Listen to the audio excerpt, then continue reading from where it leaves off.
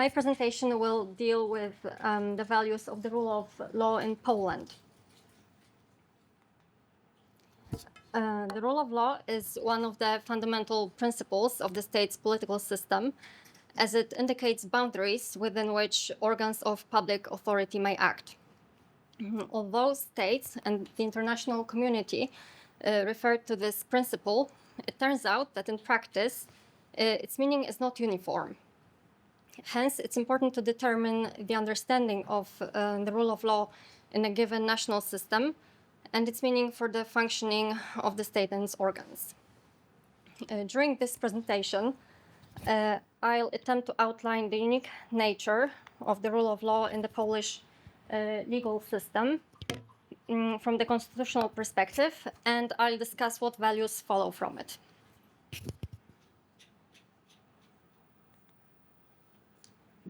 First,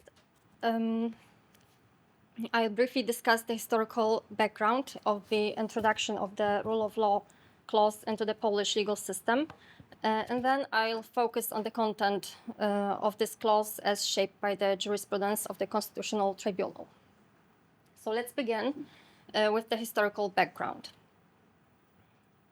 The clause of a democratic rule of law state appeared in the Polish legal order at the beginning of the systemic transformation in December 1989, upon the introduction of amendments to the Constitution of the People's Republic of Poland. The purpose of this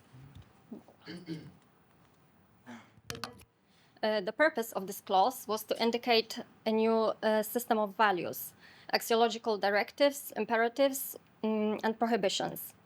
The December Amendment also abolished the fundamental principles of socialist constitutionalism and introduced principles recognized as fundamental in democratic legal orders. The introduction of this concept had primarily a symbolic meaning. It symbolized the departure from the system of socialist democracy and foundation of the new system on new values, typical of Western legal orders, which were based on democracy. Also, the introduction of this clause into the Polish legal order was a turning point marking the transformation from the system of real socialism to democracy and a symbol of new systemic conditions.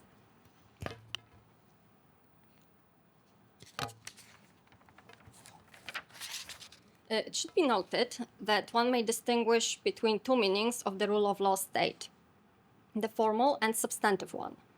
The elements of the formal rule of law state create organizational and procedural guidelines. They prevent the abuse of power vis-à-vis citizens.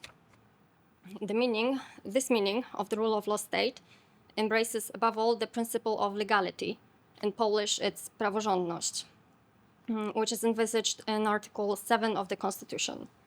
And in accordance with this principle, state organs are obliged to observe the law, act on the basis of and within the limits of the law.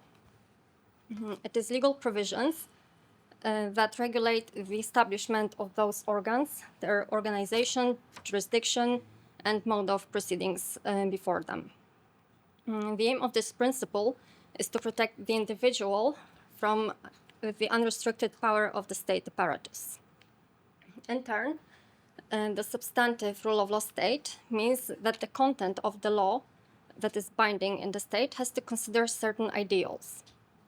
It has to respect human rights and justice. Also, the activity of the state and its organs must be based on the values of social justice. What serves as the foundation of the substantive rule of law state are fundamental rights such as dignity, freedom, and equality. A rule of law state doesn't have one universally accepted definition, and its content is shaped by scholars and constitutional jurisprudence. This concept is recognized as a collection of certain principles and values, which form the legal order of the state. The provision stating that the Republic of Poland is a rule of law state is a general clause, a blurred concept. The meaning of such clauses becomes specified in the practice of the application of law by organs applying the Constitution. Also, the notion of a democratic rule of law state was not defined by the Polish constitution maker. So the meaning of this principle began to develop by means of the rulings of the Polish Constitutional Tribunal. The Constitutional Tribunal has been developing the meaning of this clause since it appeared in the Polish legal order. Especially in the 1990s, its jurisprudence was of great significance for the development of the meaning of this clause. It then shaped the meaning of the principles embraced by the rule of law and the way these principles are understood in the current constitution.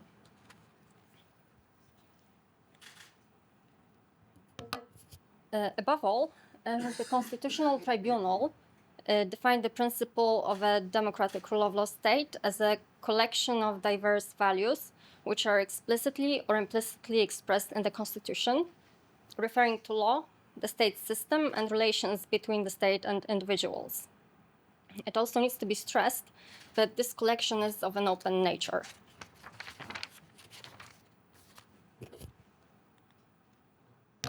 The concept of the rule of law state served for the Constitutional Tribunal as a source of systemic principles, and those are, among others, sovereignty, democracy, the separation of powers, legality, decentralization, and political pluralism. All of them are currently explicitly mentioned in the current constitution. The next category of principles inferred from the rule of law state are human rights and freedoms. These include the following: the right to a court, the right to life, the right to the protection of dignity, and the right to privacy.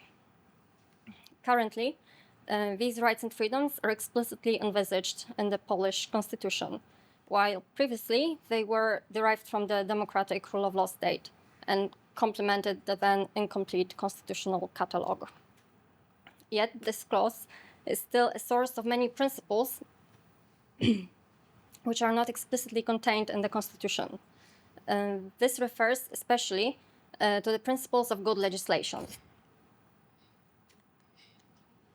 So among the principles of good legislation, one may enumerate, for instance, the principle of the protection of the individual's trust in the state and its laws. It's the so-called principle of loyalty. Next, the certainty of law, the unambiguity of law, or the requirement for the precision of legal provisions, and also the principle of the protection of acquired rights, lex retro non agit, vacatio legis, and the principle of the protection of ongoing interests. I'll now briefly discuss the content of the most prominent principles, that is, the principle of loyalty and the principle of the certainty of law, the principle of unambiguity of law, lex retro non agit, and vacatio legis, based on the jurisprudence of the Constitutional Tribunal. First, the principle of loyalty. The Tribunal highlighted that the principle of loyalty is an obvious feature of a rule of law state because a democratic rule of law state is a state in which trust in the state and its laws is respected. This principle is based on the certainty of law and legal security, and above all, it's related to the necessity to protect and respect acquired rights and ongoing interests. This principle is based on the assumption that organs of public authority should act in a manner that is loyal and fair vis-à-vis individuals, and that gives them the sense of legal stability and security. It also assumes that law may not be a trap for citizens, and citizens should be able to organize their lives trusting that they do not expose themselves to negative legal effects of their decisions and actions, which they couldn't have predicted while taking those decisions and actions. In turn, security means that citizens know the legal consequences which may result from a given action. It serves to predict actions of state organs and also makes it possible to predict one's own actions.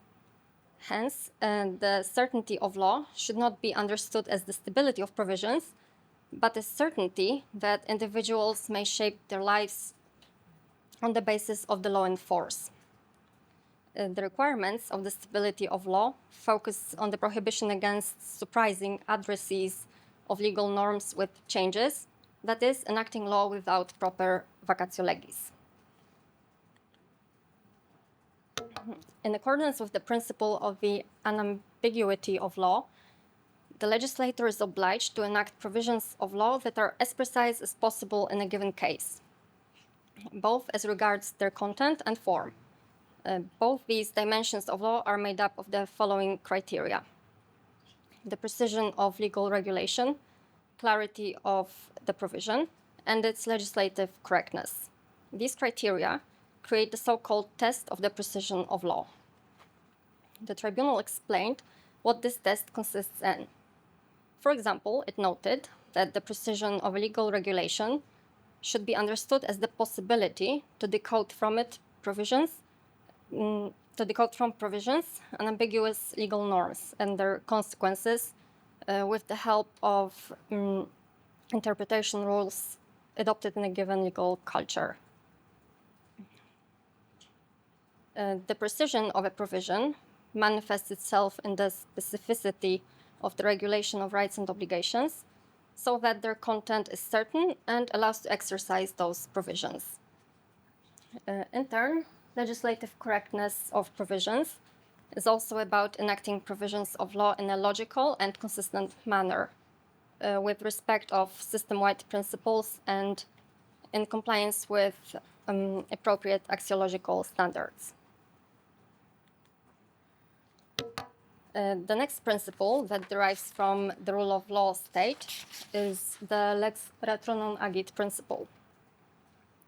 The tribunal highlighted that this principle is based on the values such as legal security, certainty of legal relations, and respect for required rights. In accordance with this principle, law should not be applied retroactively, that is, with regard to events which had taken place before law came into force. At the same time, it's noteworthy that the prohibition against retroactivity refers solely to provisions which worsen the individual's situation. So if provisions improve this situation, there are no obstacles as regards their retroactive application. Also, the prohibition of retroactivity is most strictly understood in criminal and tax law. Retroactivity is not allowed in the realm of substantive criminal law, as in this realm there is an absolute prohibition of retroactivity. This prohibition arises from Article 42, paragraph 1 of the Constitution. In turn, retroactivity is most acceptable in the realm of civil law. The principles of good legislation also embrace the principle of vacatio legis. In accordance with this principle, amendment to hitherto binding law, which entails negative consequences for the legal situation of subjects, requires appropriate vacatio legis. The purpose is to provide the interested subjects with the possibility to adapt to the new legal situation.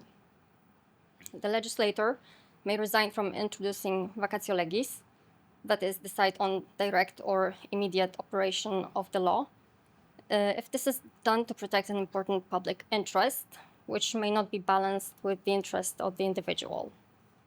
An example of such an interest is when the legislator strives to prevent fraud or tax abuse.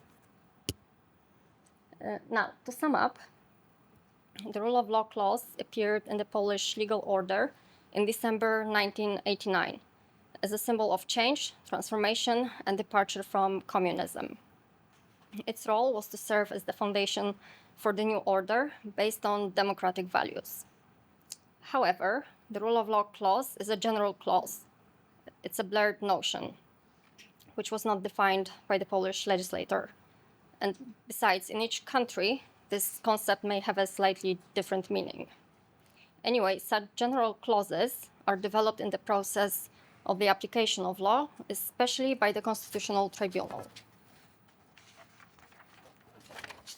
That's why, in order to explore the meaning of the clause of a democratic rule of law state, it's necessary to analyze the jurisprudence of the Constitutional Tribunal, which currently infers from this clause the principles of good legislation. And before the entry into force of the current constitution, it inferred from it systemic principles and human rights and freedoms, which are currently explicitly envisaged in the current constitution. One also needs to bear in mind that the rule of law state may be of a formal as well as of a substantive nature. The formal rule of law state embraces above all the principle of legality, that is, the obligation of state organs to act on the basis of and within the limits of the law.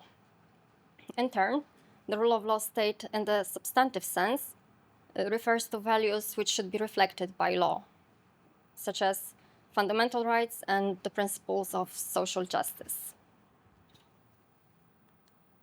Okay, so that would be all. Thank you. Thank you.